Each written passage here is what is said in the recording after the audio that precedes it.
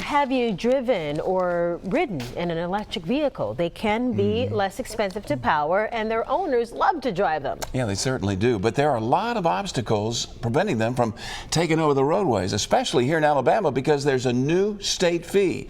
Our investigative reporter Brendan Kirby explains. You can drive weeks in Alabama without ever seeing an electric car. Will it stay that way, or will these vehicles one day be as common as cell phones? The debate rages on. It's sleek. It's fast. It's cool. And with fewer than 2,000 like it on the roads in Alabama today, Gulf Shores resident Bob Keener's electric car is rare. According to the Environmental Protection Agency, cars and trucks account for almost a quarter of greenhouse gas emissions. But Keener says that was a secondary consideration in his decision to order a Tesla. I'm not so worried about the environment. I think it's just a good car. But driving an electric car just got a little more expensive in Alabama. Starting last month, electric car owners will have to pay a $200 annual fee to help pay for roads and bridges, since they don't pay gas taxes. Alabama isn't the only state to impose such a fee, but it's among the nation's highest. I guess it's what I've got to do. I would prefer they didn't do that. Like California, I think, gives you a couple of $1,000 to drive an electric car when you buy it. Keener drives roughly 1,250 miles a month, which adds about $35 to his electric bill. But he'd be spending more than 4 times as much if he drove everywhere in his Dodge Ram pickup truck.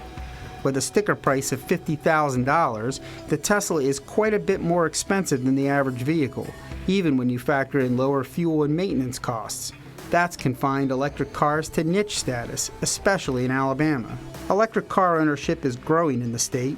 According to the Alliance of Automobile Manufacturers, Alabama registered 324 electric vehicles in the first 6 months of last year, a 163% increase over the same period in 2018. Still, those 324 cars represent just a third of 1% of all vehicles registered in the state during that time period, making Alabama 44th in the country. The car issue is sort of gets confused for people because they think about it. Skeptics like Mark Mills, a senior fellow at the Manhattan Institute, argue the internal combustion engine isn't going away anytime soon. The question would be, is it a big enough deal that's the equivalent of going from horse and buggy to the car in the first place? And the answer to that is no. But some advocates argue the days of gas-fueled cars are drawing to a close. Joel Levin, executive director of Plug-in America, notes that the price of electric batteries has been dropping about 15% annually for years. He predicts the sales price of electric vehicles will reach parity with gas-powered cars in the next 3 to 5 years. And then after that, they're going to get cheaper. So then you'll have a car that's cheaper to manufacture, cheaper to maintain, cheaper to fuel, a lot more fun to drive, better for the environment. And I think at that point, the world starts to get really interesting. When you're in an electric car, the differences are noticeable right away, starting with how quiet it is. There's no motor running or anything. The AC makes a little noise.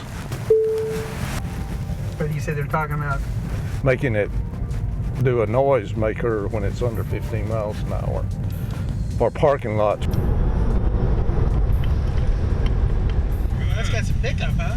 The car can immediately accelerate, reaching 60 miles per hour in about 5 seconds.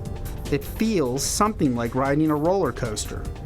In the front with other cars, you can take off and just look back and they're way back there. I just gotta be careful not to speed. The Tesla runs about 300 miles when fully charged, which means Keener never has to worry about getting stuck when he's driving locally. When he needs a refill,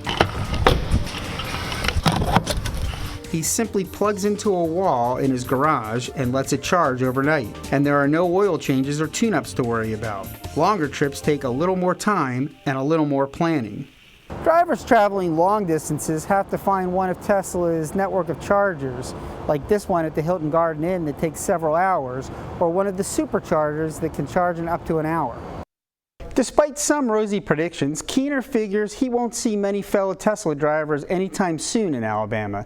His guess is that it might take another 40 or 50 years for the rest of the world to catch up. Brendan Kirby, Fox 10 News.